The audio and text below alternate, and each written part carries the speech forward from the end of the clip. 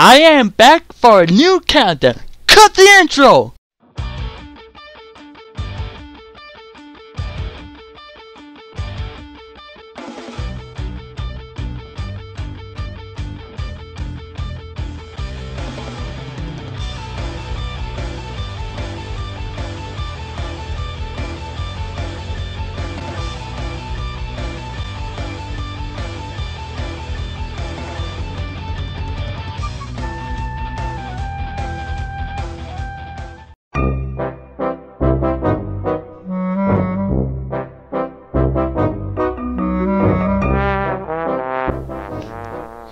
Game Master here, and I'm bringing you a new countdown, or rather a remake of an old countdown, top 8 Zelda games.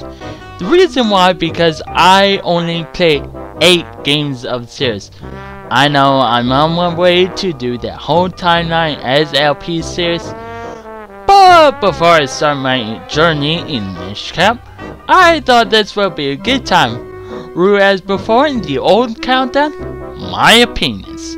So if you don't agree, I'll have Minda gladly make you leave through the door. Also, I will put out a rule for the spin-off, but I'll keep Hyrule Warriors in. So let's get down to it.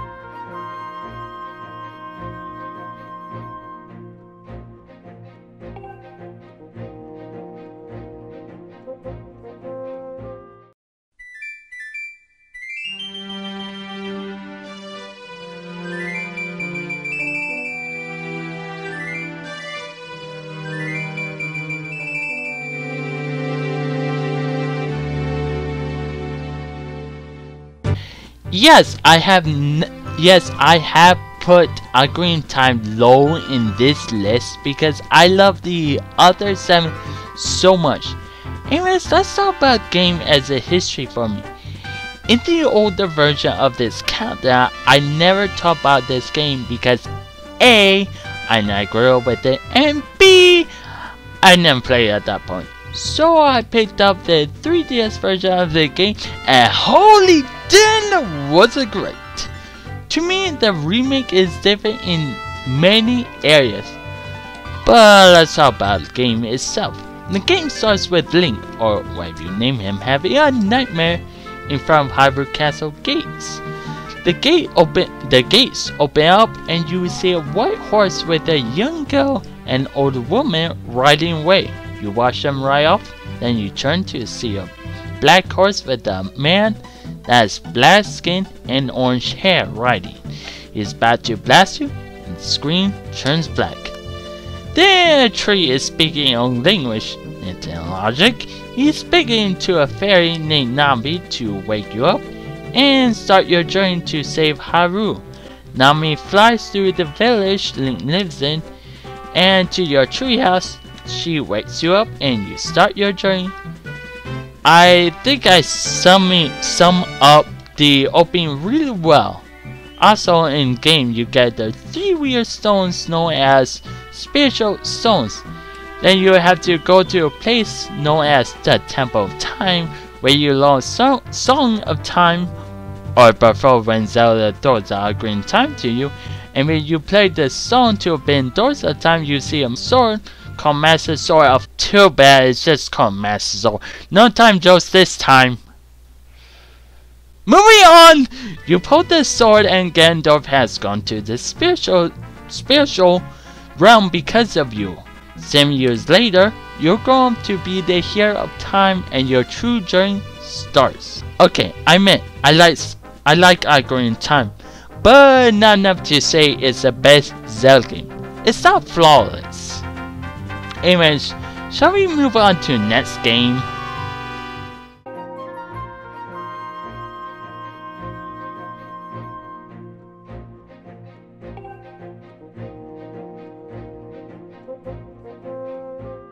Being the second game to the timeline and my childhood song, Mishcap makes it harder than Ocarina of Time for a number of reasons.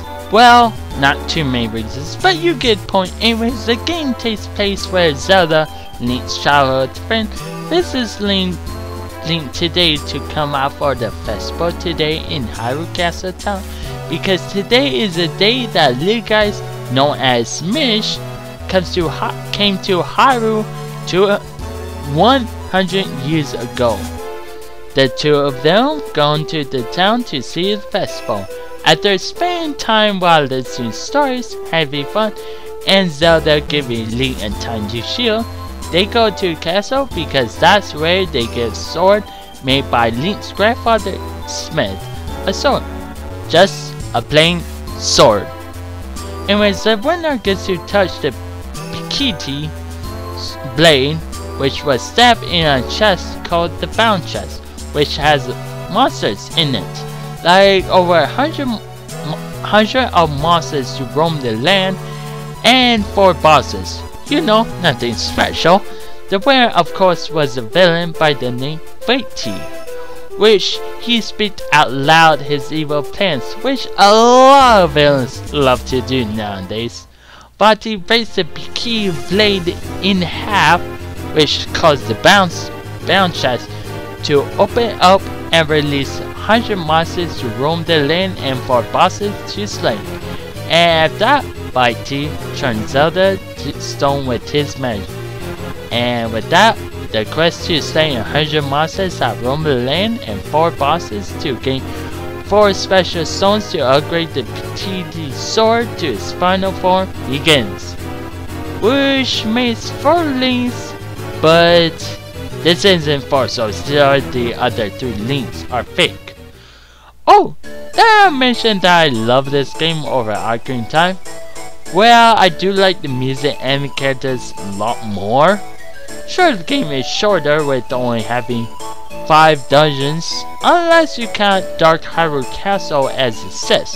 I'm going to start talking much more about this game until my let's play of it, so let's move on to number 6.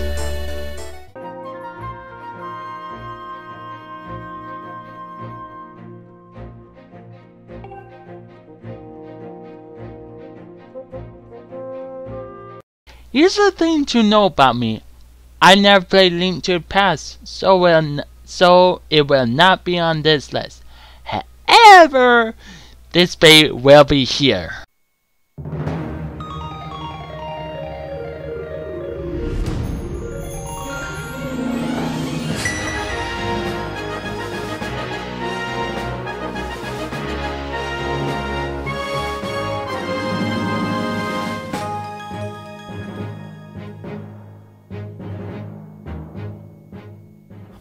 Okay, I may have not played Link to the Past in my life, so I never got a true nostalgia feeling with this game. But don't worry, I have watched my brothers play when I was young, so I got a nostalgia feeling with this baby. The reason why I call this beauty because it is beautiful. Okay, fanboying aside, to me I call Link Between Worlds a remake / sequel.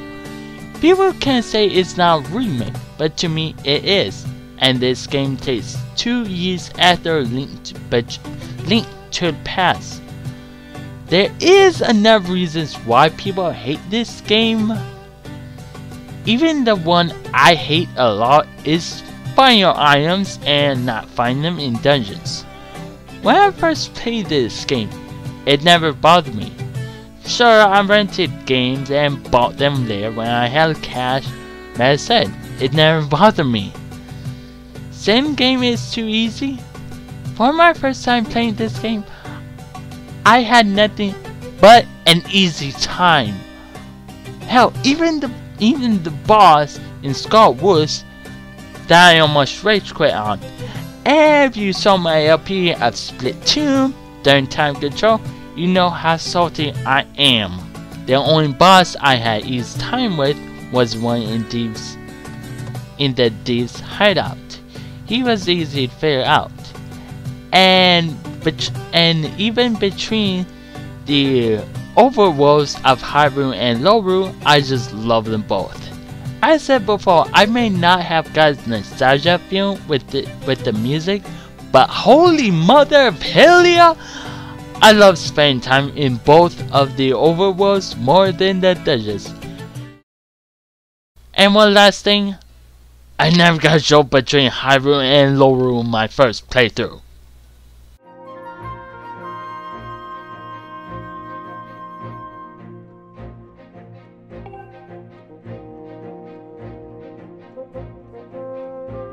The start of the timeline and game I finished LP not too long ago.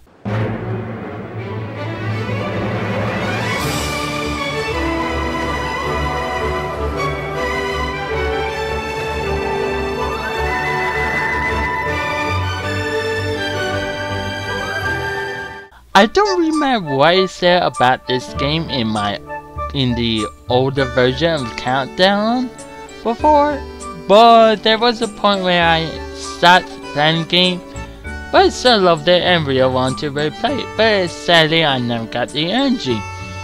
And that's where my LP came in. Just wow. Replay it over as LP made me love this game.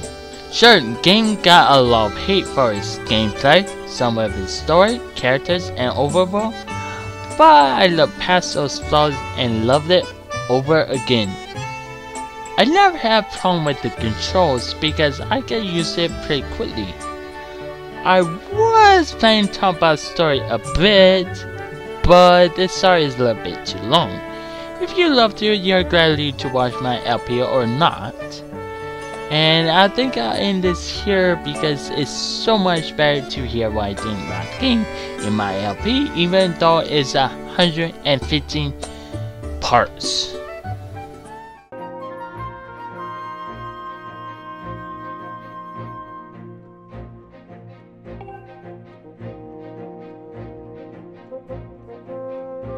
Oh man, where to even begin? Well, let's just say, since my countdown of this topic, I played the game once again and fell back in love with it. Before then, I had overlooked everything about this loved piece of art and only looked at the graphics. I'm not graphics only matter kind of guy. I love story, character, gameplay, and music a lot more. But yes, around last year, I played the game again for a 3-hard run. And yes, it was hard. But I made it past and beat the game again. And long after the older countdown, Simon plays the let's play of this game with his wife Mal. Here we go. Okay. Down? Yes, actually, but before you jump... What about it? What? What before I jump? What is the problem? What did I need something? Was there something did I need to get something? Like what was the thing? Was there something important? And Masay did one too. And oh wait, no, that's not good, that's not good. Wow! Not like I could avoid that one at all. Thanks, game. Freaking unnecessary headphones. Go away.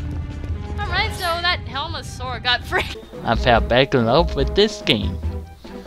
To me, this game is really charming. Hell, even the bosses are great in their own way. And even that one boss that doesn't hurt you, he's balls of fun. But sadly, only few characters don't win me over with their charms.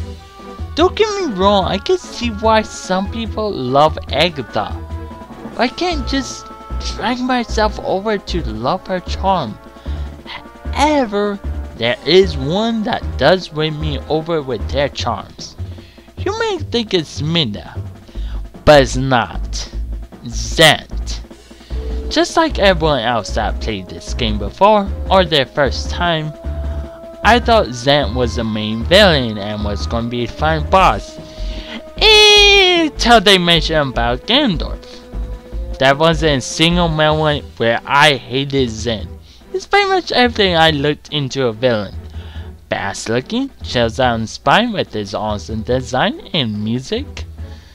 doesn't sit around waiting for you and get shit done. Bass gets a cool kind of a boss fight.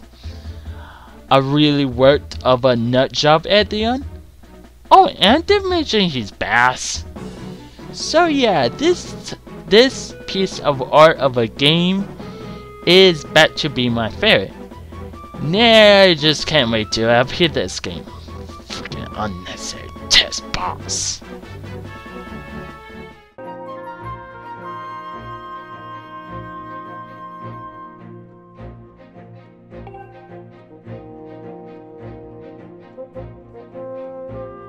Many people may say this is not a canon game and don't fit the timeline. People may say this game is just a series skin over another series. Maybe. Just maybe. But I say otherwise.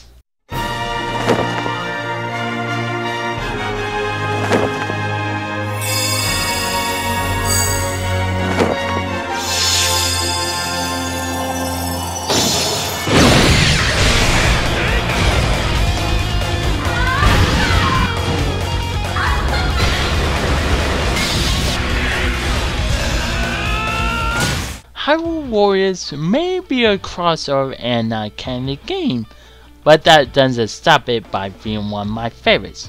To me, this game fits the timeline and will be LP by me in time. Anyways, let's talk about the game. When I say it's a crossover, it is.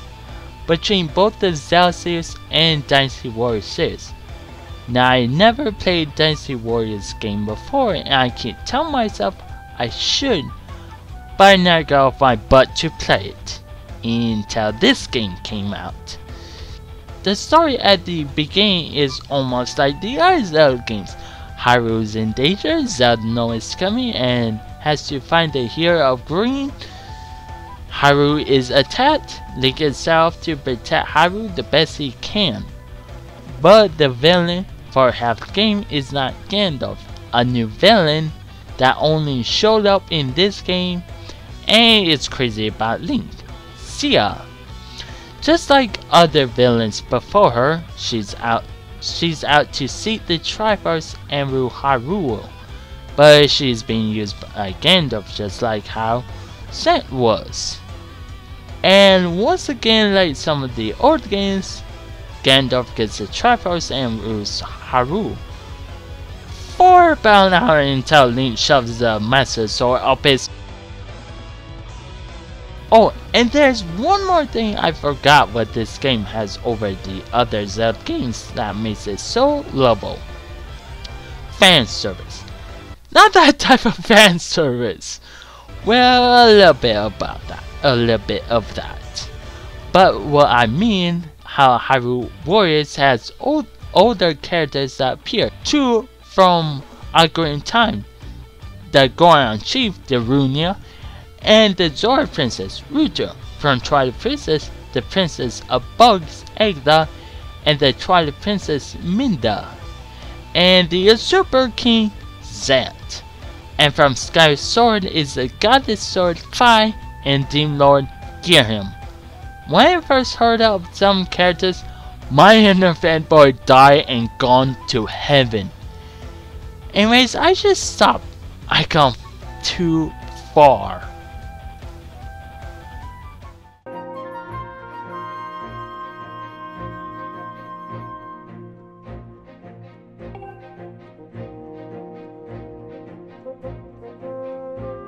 Even though I didn't love Ocarina of Time in its time, it took me long enough to pick up Majora's Mask. I was happy with it. Back when I knew about the game but never played it or seen any gameplay of it or anything, I was scared to pick up the game. But once Chugga or Mio played it, I just had to play it. And we got this guy and some awesome music. La la la la. He said I was too loud when I practiced in my room. Apparently he's with the carnival. They got mad, so I know I'm sad. You are a child, so you must go to bed. That didn't even rhyme. So I played the game on the Wii, but I only got as far as Ikayan Canyon. Then I stopped. Until Nintendo brought on the 3DS.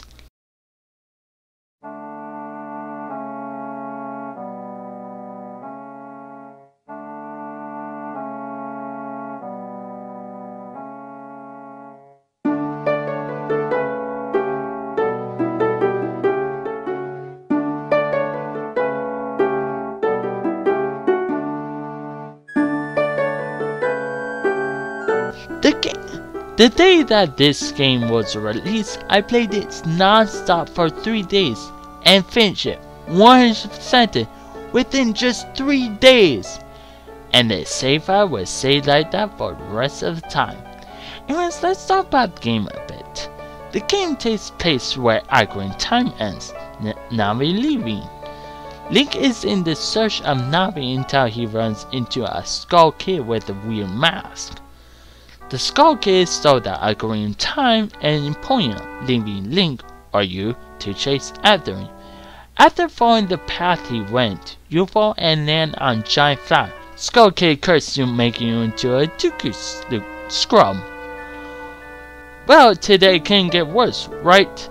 Well, it just did. Skull Kid laughs at you and floats away, closing the door. One of the fairies, Tattle, stops you and then begs you to take her with you and chase Skull Kid. After getting used to your body and after leaving the area, you notice a tree that looks like the Dooku you are. This is the start of the game, and that's the point where this game loses its reading. After you leave the area, you meet one of the most creepiest characters ever. Happy Mask Salesman. After a little chit chat about getting your Ocarina back and the salesman mask back, that's where the game starts and you have 3 days to beat the game. I seriously need to stop starting the start of the game. Snap me when I do it again.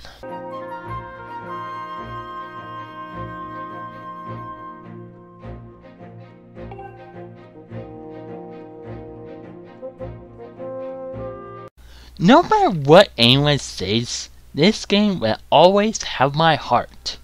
You know how people say they love Ocarina of Time and Link to the Past because they grew up with it? Well, that's me to Wind Waker. I grew up with it, but sadly, when I first played it, I only played it for fun and only got as far as the Dragon's Cavern.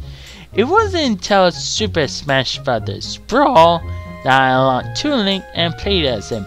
After a long time, I was in the mood to play Wind Waker because I miss it. But sadly, I never owned the game, and that's when I went off my butt to buy the game for $10 and played it and made it past the Dragon's Cavern.